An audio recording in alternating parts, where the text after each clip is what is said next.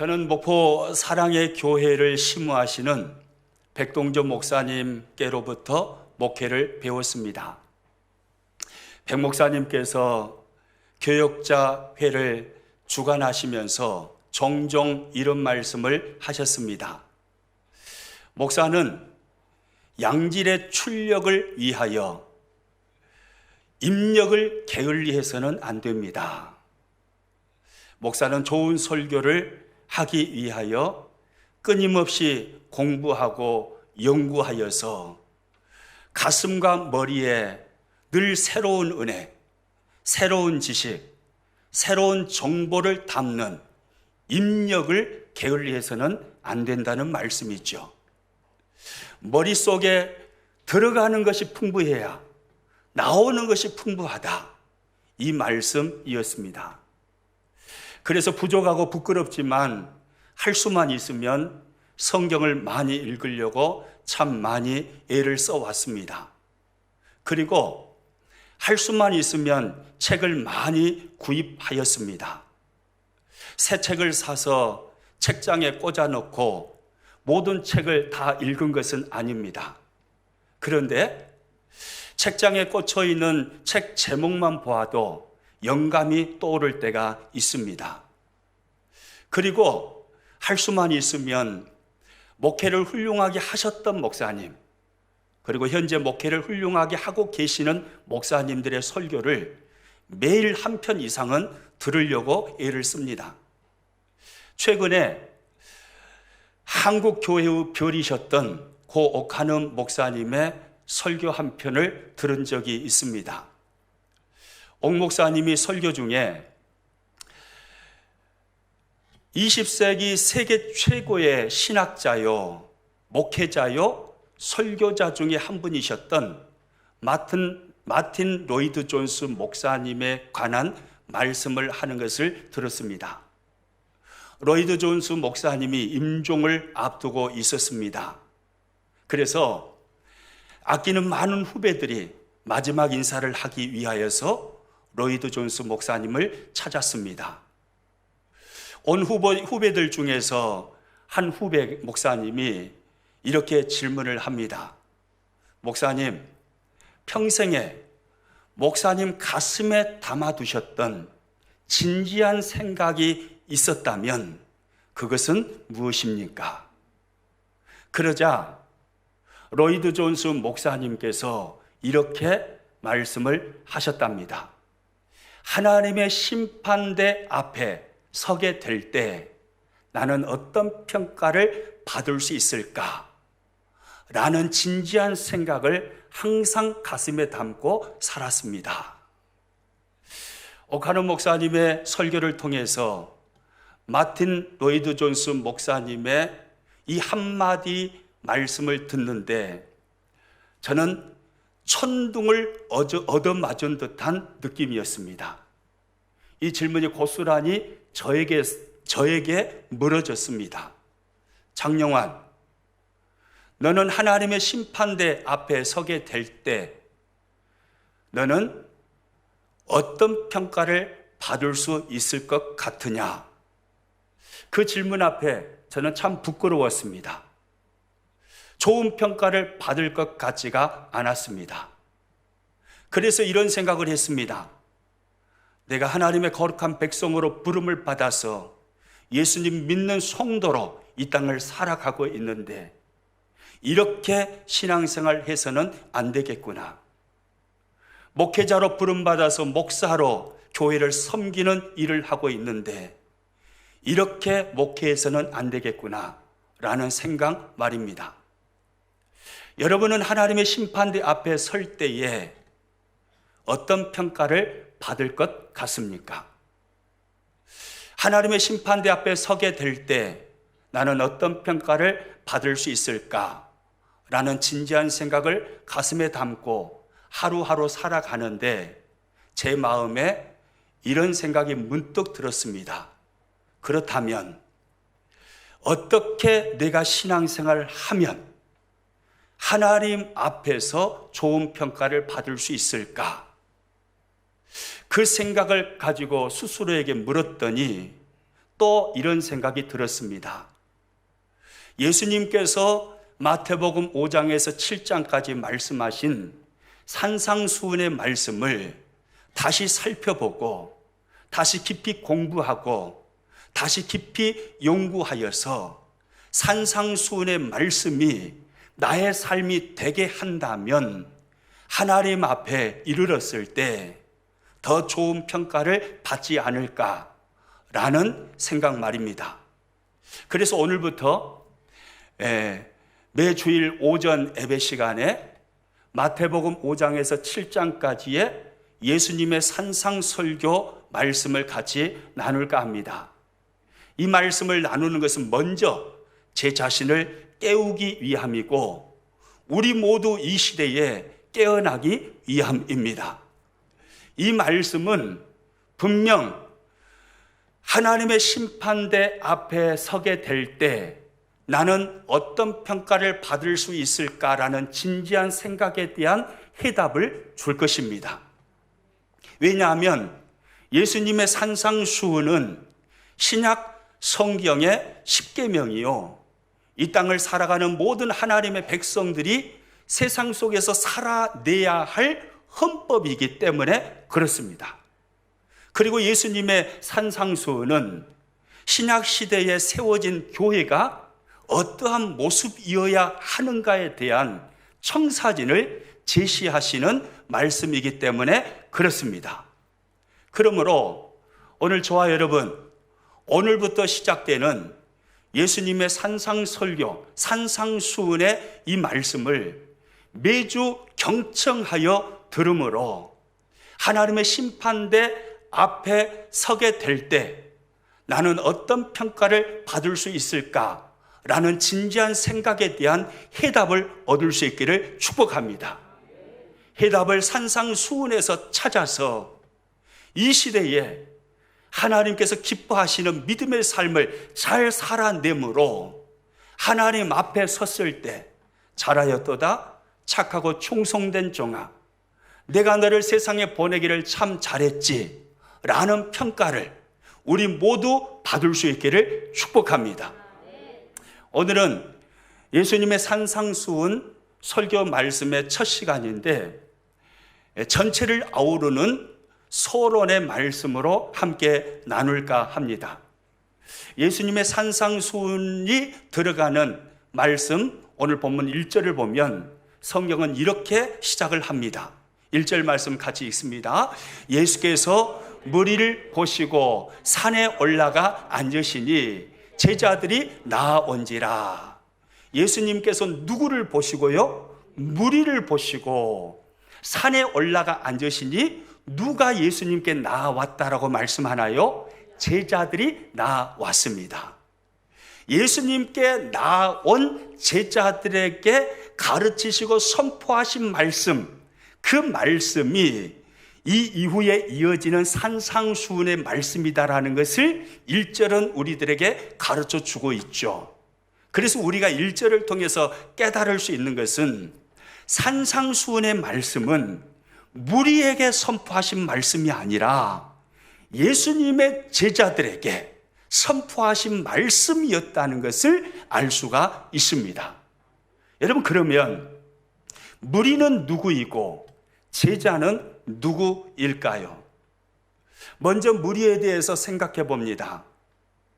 무리는 오늘 본문 앞에 나와 있는 마태복음 4장 마지막 부분인 23절 이하의 말씀을 보시면 쉽게 이해할 수 있습니다. 예수님에 관한 소문, 즉 예수님께서 귀신을 쫓아내시고 불치병을 고치시는 초자연적인 능력을 행하시는 분이라는 소문이 온 수리아에 퍼졌습니다. 그러자 여러 질병을 앓고 있던 수많은 병자들이 예수님께 몰려오기를 시작했고 예수님께 나와서 그들이 고침을 받았습니다. 마태복음 4장 24절 말씀입니다. 그의 소문이 온 수리아에 퍼진지라 사람들이 모든 앓는 자, 곧 각색병에 걸려서 고통당하는 자, 귀신 들린 자, 간질하는 자, 중풍병자들을 데려오니 그들을 고치시더라. 수많은 병자들이 예수님에 대한 소문을 들었고 그들이 예수님께로 나왔습니다.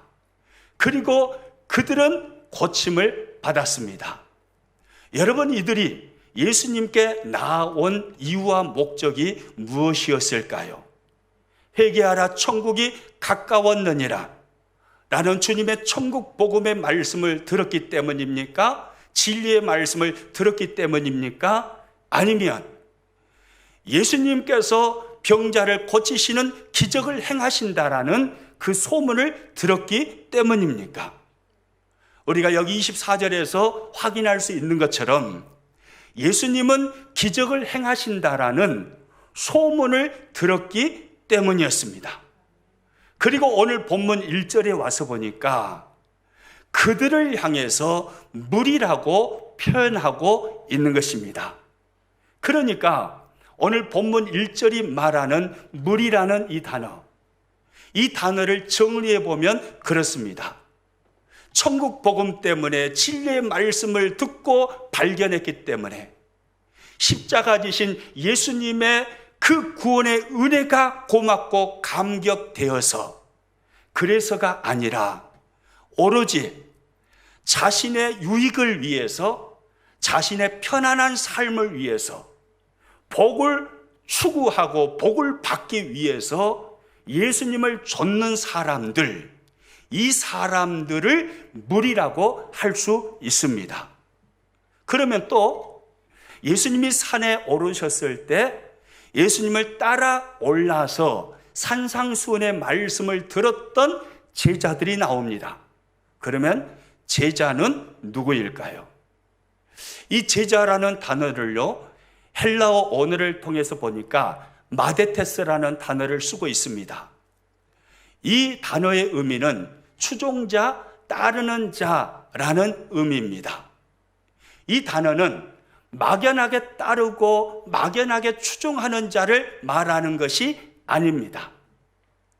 스승의 가르침을 받아들이고 스승의 사상을 습득하기 위하여서 오로지 고집스럽게 스승을 따르고 스승을 추종하는 자, 이 사람을 제자라는 단어로 표현하는 것입니다. 그러므로 예수님의 제자라는 말은 예수님을 주인 삼고 예수님을 닮기 위하여서 세상을 살아가는 동안 욕을 먹고 손해를 입고 해를 당할지라도 예수님을 닮아가기 위해서 오로지 주님을 따르고 주님을 추종하는 자, 이 사람을 예수님의 제자라고 할 수 있는 것입니다. 여러분, 그렇다면 여러분은 무리입니까? 제자입니까?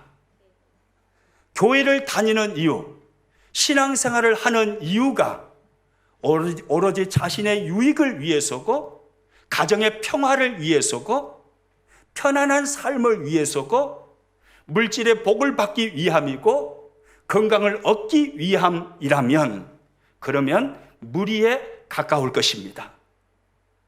코로나 중에도 하나님의 교회에 나와서 예배하는 그 열정, 교회는 나가지 못하지만 영상을 통해서라도 하나님 앞에 아벨의 제사와 같은 그 믿음의 제사를 드리기 위해서 몸부림치는 그 모습이 아니라 코로나기 때문에 그래 적당하게 시간 되면 영상 보고 시간 되지 않으면 영상 보지 말자 하는 사람은 무리에 가까울 것입니다. 사업을 시작해서요, 사업이 너무 바빠요. 사업이 바빠서 교회에 갈 시간이 없어요 라고 말하는 사람이 있다면 무리에 가까울 것입니다. 그러나 혹 내가 해를 입고 복음 때문에 손해를 당할지라도 오로지 예수님을 주인 삼고 예수님을 닮아가기 위해서 주님을 따르고 추종하고 있다면 여러분 모두는 제자가 분명할 것입니다. 저는 우리 모든 평안의 식구들이 제자인 줄로 믿습니다. 아무리 예수님 따르는 그 길이 험난하고 고단하고 힘들지라도, 그 길이 좁은 길이고 세상 사람들에게 욕을 먹고 손해를 당할지라도, 예수님이 내 인생의 주인이시기 때문에, 예수님께서 십자가를 통해서 나를 구원하신 나의 구주가 되시기 때문에, 예수님을 닮아가기 위해서 오로지 예수님을 따르고 추종하는 주님의 제자 말입니다. 우리 옆 사람에게 물어보기를 바랍니다. 집이 제자 맞지요? 맞다 갑니까? 아멘이죠? 할렐루야. 산상수훈의 말씀은요, 우리에게 선포하신 말씀이 아니에요. 제자에게 주님이 선포하신 말씀입니다. 그래서 산상수훈이라는 이 마태복음 5장에서 7장까지의 예수님의 설교를 한마디로 정의한다면 이렇게 정의할 수가 있습니다. 한번 같이 따라서 해봅니다. 예수님의 제자들이 살아내야 할 예수님의 삶, 이것이 산상수훈입니다. 아멘입니까? 무리들이 아니에요. 예수님의 제자들이 살아내야 할, 예수님을 닮아서 예수님의 삶을 살아가는 것, 이것이 바로 산상수훈인 것입니다. 여기 1절의 말씀을 다시 자세히 들여다보면요, 참 재미있으면서도 의미 있는 단어를 찾을 수 있습니다. 1절 말씀을 다시 한번 읽어봅니다. 예수께서 무리를 보시고 산에 올라가 앉으시니 제자들이 나아온지라. 예수님께서 산에 올라가 뭐 하셨다라고 말합니까? 앉으셨다라고 말해요. 성경은 산상수훈을 예수님께서 가르치실 때 앉으셔서 가르치셨다라고 말씀을 하는 거죠. 여러분, 왜 예수님은 산에 오르사 앉으셨을까요? 높은 산에 오르시다 보니까 지치고 피곤하셔서 힘드시니까 예수님께서 앉으셨겠죠. 이렇게 생각하면 쉽게 지나칠 수 있는 부분입니다. 그러나 성경은 한 단어 한 단어에 깊은 의미가 담겨져 있지 않은 단어가 없습니다.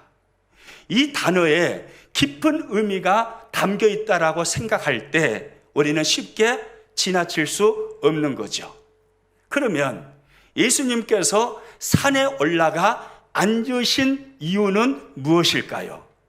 그것은 산상수훈의 말씀을 가르치시는 예수님의 권위를 나타내는 표현인 것입니다. 왜냐하면 예수님 당시에요, 랍비들이 하나님의 말씀을 가르칠 때는 반드시 앉아서 가르쳤습니다. 이유가 뭐냐면 가르치는 선생님의 권위를 앉는 행위를 통해서 표현하는 것입니다.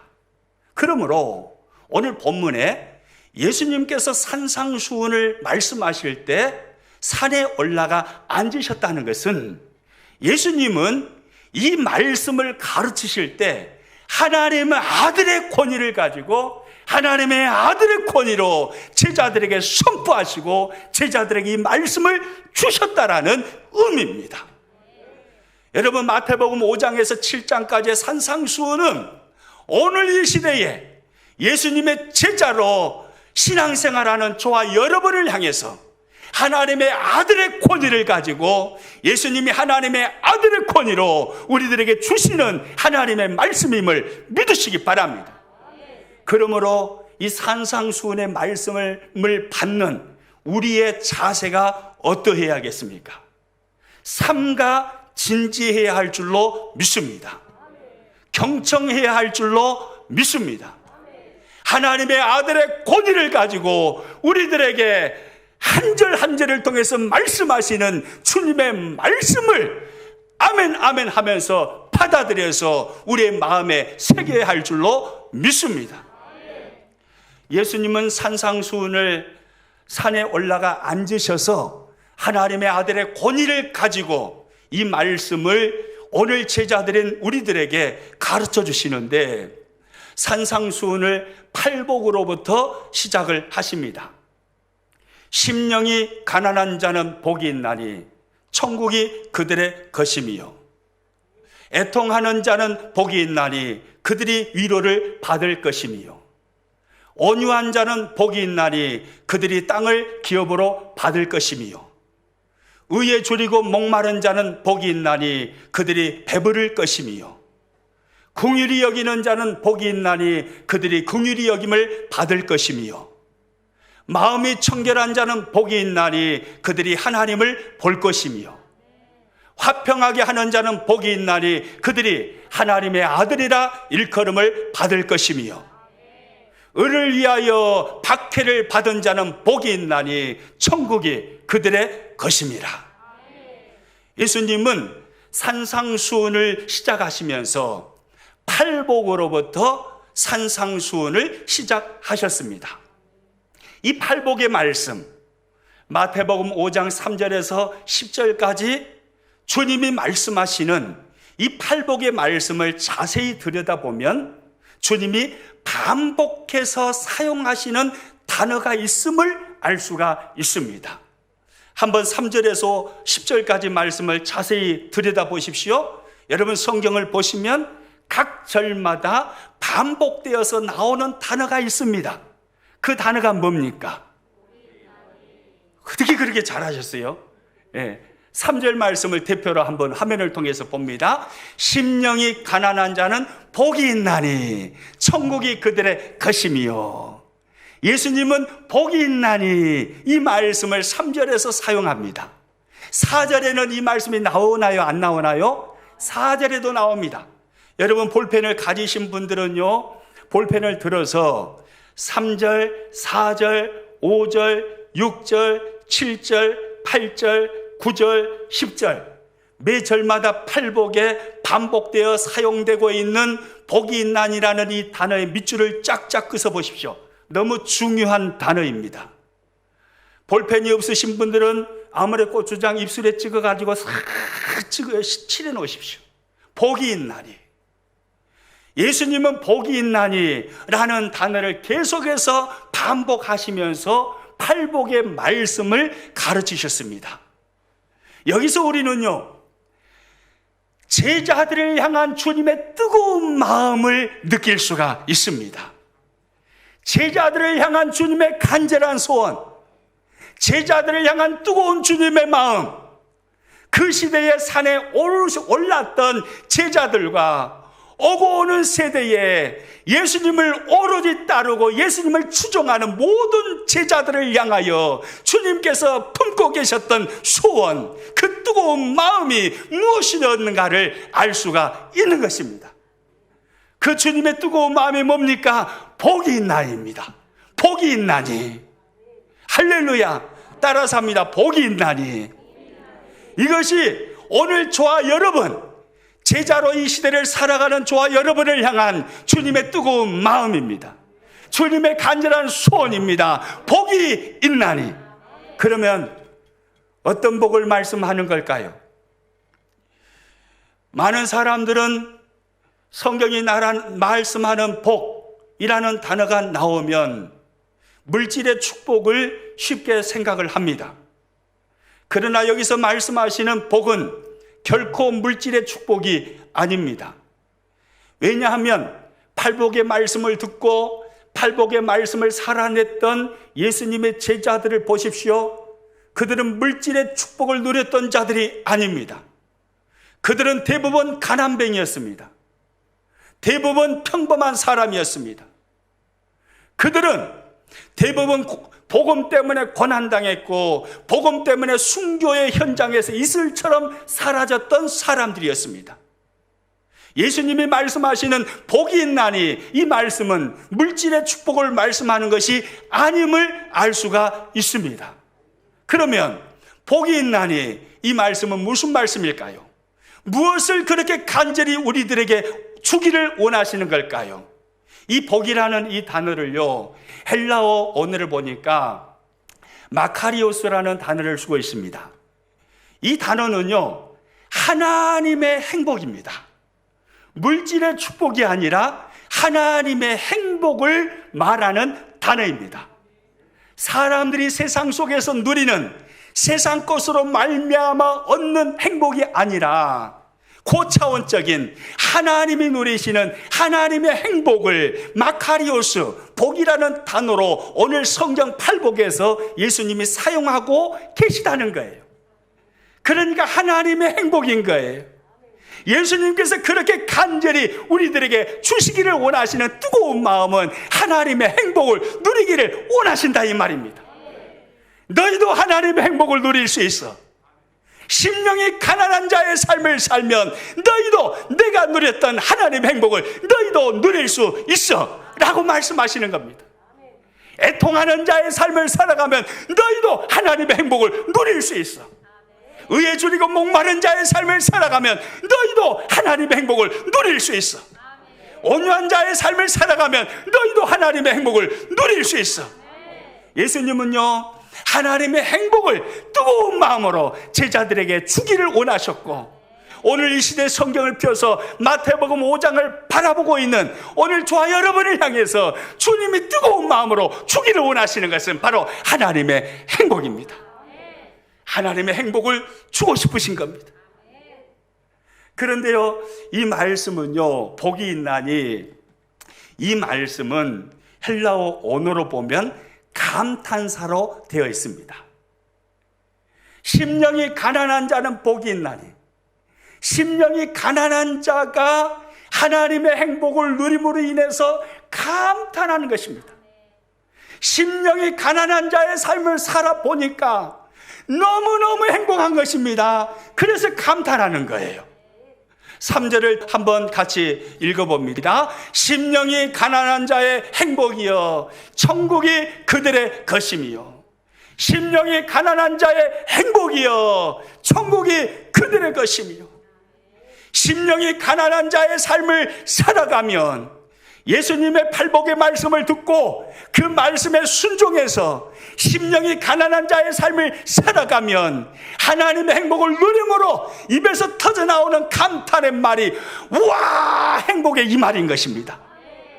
심령이 가난한 자의 입에서 터져나오는 감탄사가 뭐라고요? 따라서 해봅니다. 우와 행복의. 별로 안 행복한 것 같아요. 다시 한번요. 심령이 가난한 자의 삶을 살아가는 예수님의 제자들이 누리는 감탄의 소리가 무슨 말이라고요? 와 행복의 이 말이라는 거예요. 4절 말씀 똑같이 읽습니다. 시작. 애통하는 자의 행복이여 그들이 위로를 받을 것이미요. 애통하는 자의 삶을 살아갑니다. 예수님을 닮아서 그런 삶을 삽니다. 그 삶을 살아가는 자가 누리는 그 행복은 하나님의 행복인데 그 행복은 세상이 줄 수 없는 행복인 것입니다. 세상 속에서 맛보지 못하는 얻을 수 없는 그 놀라운 하나님의 수준에서 누리시는 그 행복이 누려지는 것입니다.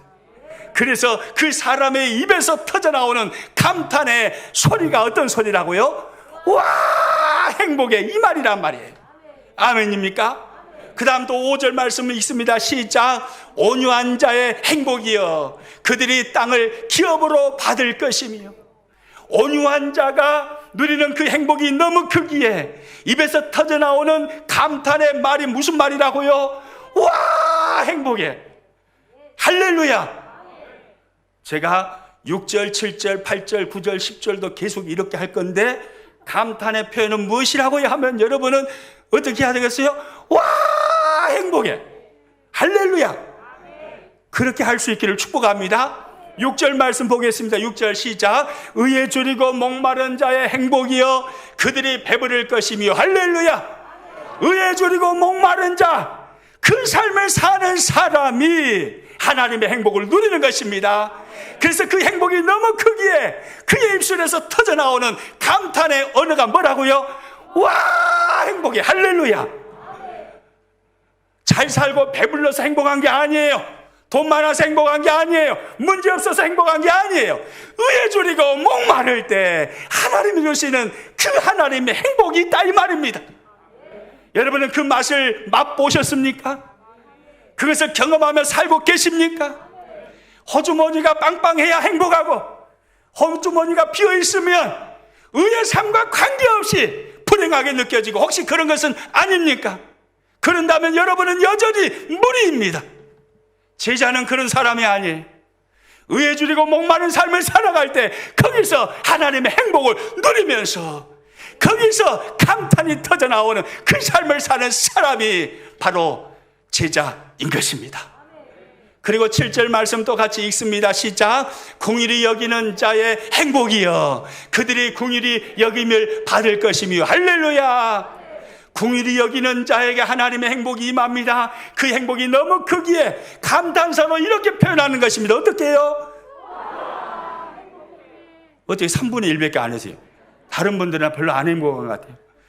궁일이 여기는 자가 누리는 행복을 우리는 어떻게 감탄사로 표현할 수 있다고요? 와, 행복해. 할렐루야. 그 다음 또 8절 같이 읽습니다. 시작. 마음이 청결한 자의 행복이여 그들이 하나님을 볼 것이며. 마음이 청결한 자가 하나님의 행복을 누리게 되는데 그 하나님의 행복이 얼마나 감격스럽던지 얼마나 크고 놀랍던지 사람들이 누리는 행복이 아니요 하나님 수준에서 누려지는 행복이기에 그 행복이 너무 커서 감탄사로 뭐라고 표현한다고요? 와, 행복해. 이렇게 표현하는 겁니다. 그 다음 또 9절 말씀입니다. 시작. 화평하게 하는 자의 행복이여 그들이 하나님의 아들이라 일컬음을 받을 것이며. 화평하게 하는 자가 누리는 하나님의 행복이 너무 크기에 그의 입술에서 터져나오는 감사의 표현, 감탄의 표현이 뭐라고요? 와, 행복해. 할렐루야. 또 10절 마지막 절입니다. 시작. 의를 위하여 박해를 받은 자의 행복이여 천국이 그들의 것임이라. 할렐루야. 의를 위하여 박해를 받습니다. 의를 위하여 핍박을 받습니다. 의를 위하여 손해를 봅니다. 의를 위하여 해를 당합니다. 의를 위하여 좁은 길을 갑니다. 그 사람에게 하나님의 행복이 부어지는 것입니다. 그 사람이 하나님의 행복을 누리는데 그 행복이 얼마나 크든지 그가 감탄의 표현으로 이렇게 말하는 것입니다. 어떻게 해요? 와, 행복해. 할렐루야. 바로 그렇습니다. 예수님은 팔복을 통해서 순도 100%의 행복의 비결을 우리들에게 가르쳐주고 있습니다. 순도 100%의 행복은 세상에서 오는 것이 아니다 이 말입니다. 제자는 가난해도 행복할 수 있고 눈물이 많아도 행복할 수 있고 슬픔이 많고 험난한 삶을 살아도 행복할 수 있다 이 말입니다. 마음이 미어지고 상처받고 세상에서 해를 당하여서 얻어터져도 그래도 제자는 행복하다 말할 수 있다 이 말입니다. 팔복을 가슴에 담고 팔복을 순종하여 살아가면 세상에 줄 수 없는 놀라운 행복이 모든 환경과 상황을 초월하여서 그에게 부어진다 이 말입니다. 하나님의 수준의 행복 말입니다. 그런데 많은 사람들은 그렇게 생각하지 않습니다. 돈이 행복을 가져다 준다라고 생각을 합니다. 명예와 권세가 행복을 가져다 준다고 생각을 합니다. 이렇게 생각하고 이 길을 가는 사람은 길을 잘못 들어선 것입니다. 여러분, 돈, 물질이 행복을 가져다 준다면 우리가 살고 있는 이 지구촌에 물질적인 풍요를 누리는 선진국들이 있습니다. 그래서 그 나라 국민들은 풍요로운 삶을 누리며 삽니다. 선진국의 모든 사람들, 물질적인 풍요를 누리는 모든 사람들은 그렇게 말해야 할 것입니다. 우리가 사는 삶은 무릉도원과 같습니다. 행복에 겨워서 어쩔 줄 모르겠습니다. 이렇게 그들은 모두 다 고백해야 할 것입니다. 그런데 이상합니다. 우울증 환자는 빈국에서 나오지 않습니다. 우울증 환자는 대부분 선진국 국민들이 앓는 병입니다. 우울증. 이것이 무엇을 우리들에게 말해줍니까? 물질이 행복의 근원이 아니라 이 말이에요. 여러분, 우리나라 옛날 보릿고개 한번 생각해 보세요. 지금은 벌써 우리나라가 선진국 대열에 들어갔다고 그러잖아요.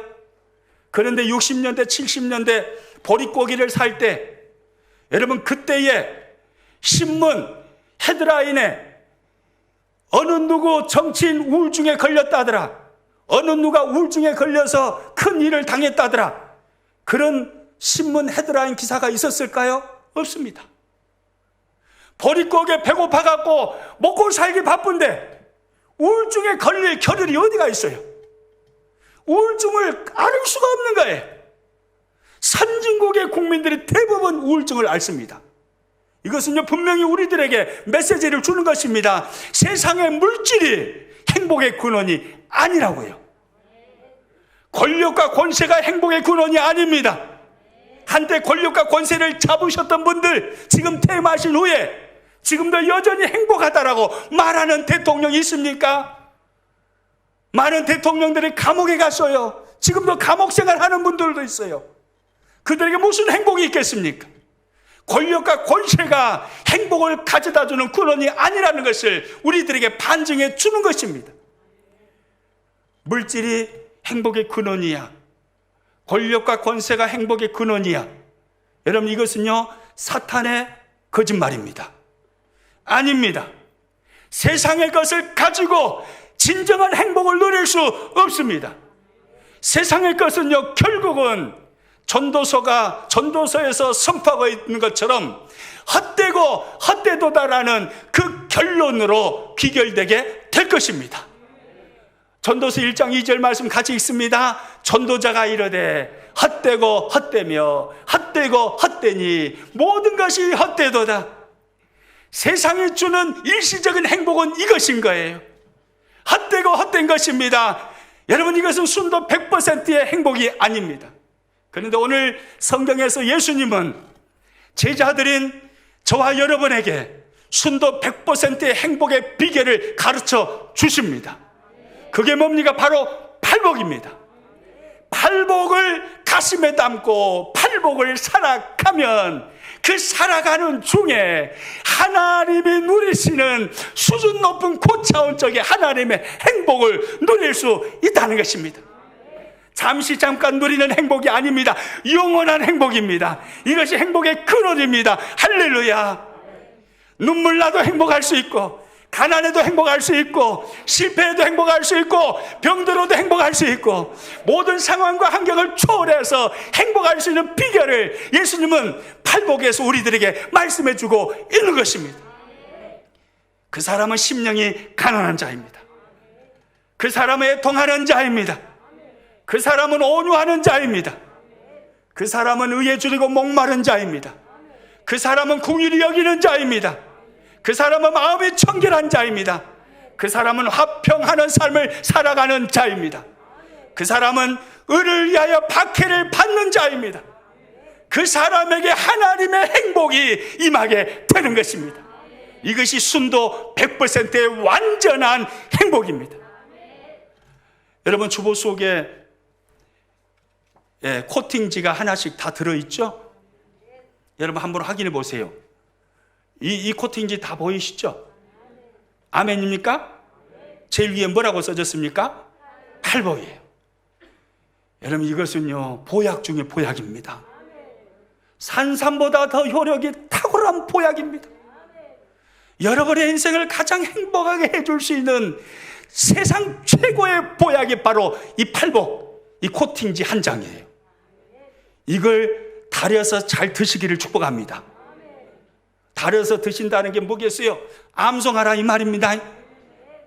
제가 아까 예수님의 팔복 마태복음 3장에서 10절까지 심령이 가난한 자는부터 시작해가지고 의를 위하여 박해를 받는 자까지 해서 암송을 짜겠죠? 저같이 머리가 안 좋은 사람도 암송이 다 되더라고요. 설교를 준비하면서 3절부터 10절까지 쫙 몇 번 읽고 암송을 했더니 그냥 암송이 돼요. 여러분도 할 수 있습니다. 제가 할 수 있다면 여러분도 할 수 있는 거예요. 어제 아멘 소리가 별로 없어요. 제가 할 수 있다면 여러분도 할 수 있습니다. 아멘 소리가 별로예요. 제가 할 수 있다면 여러분도 할 수 있습니다. 암송하시기를 축복합니다. 암송하시고 이 팔복의 말씀을 가슴에 담고 이 말씀을 순종하고 살아내시기를 축복합니다.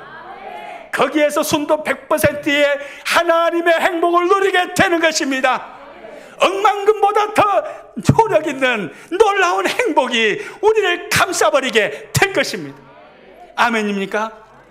지난 봄 특세 때 두 구절 말씀을 암송해서 시간 암송을 했는데 팔복의 말씀은 몇 달이 걸릴란가 모르겠습니다.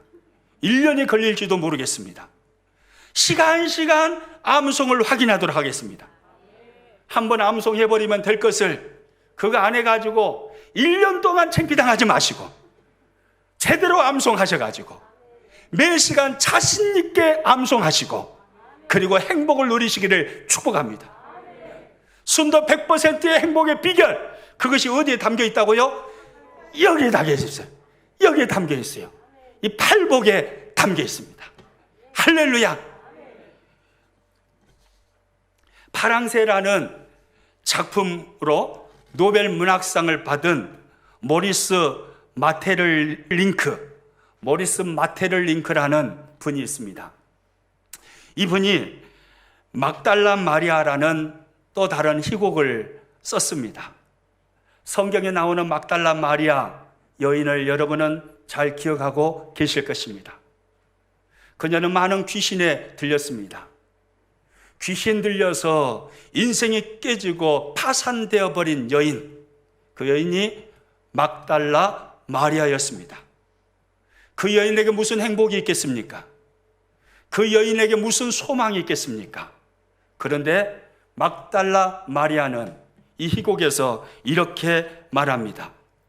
예수님은 내가 전에 알지 못한 행복을 가져다 주셨습니다.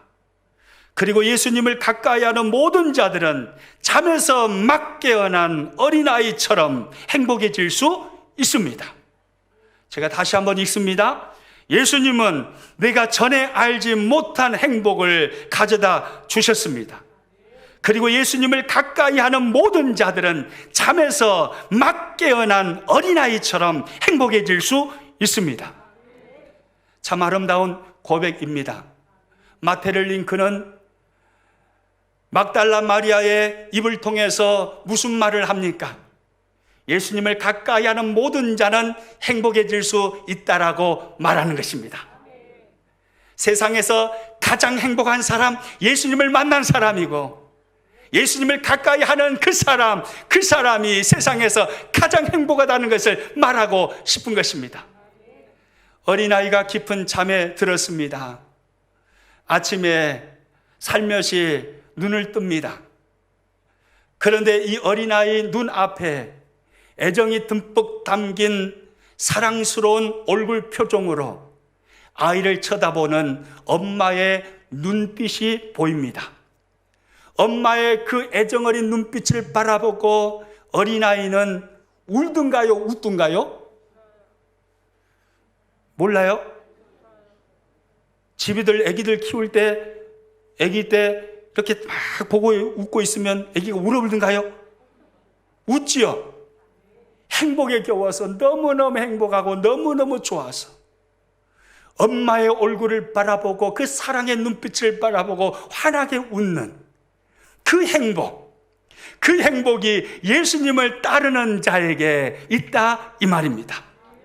여러분, 막달라 마리아가 예수님 만나고 부자 됐나요? 막달라 마리아의 사회적 신분이 상승됐나요? 아니에요. 변한 것은 아무것도 없어요. 예수님을 만났을 뿐이에요.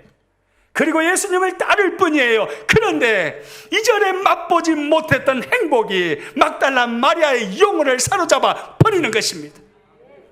예수님을 만나고 예수님을 따르기로 결정하고 예수님을 따라가는 그 삶에서 막달라 마리아는 어린아이가 눈을 떴을 때 사랑스러운 엄마의 눈빛을 바라보고 환하게 웃는 그 행복을 누리게 되는 것입니다.